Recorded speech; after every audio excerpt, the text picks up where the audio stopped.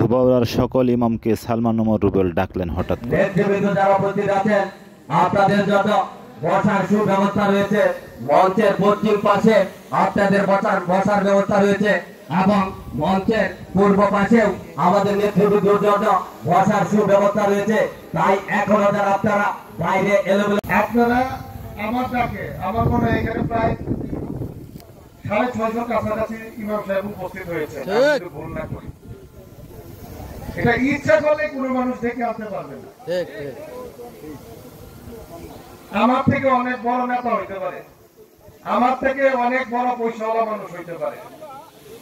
আপনাদের মনের মধ্যে যে আমি সম্মানের জায়গা করতে পারছি, স্নেহের জায়গা করতে পারছি, আপনাদের ভালোবাসার জায়গা করতে পারছি, আদরের জায়গা করতে পারছি, সেই জন্য মহান রব্বুল আলামিনের কাছে শুকরিয়া আদায় করছি।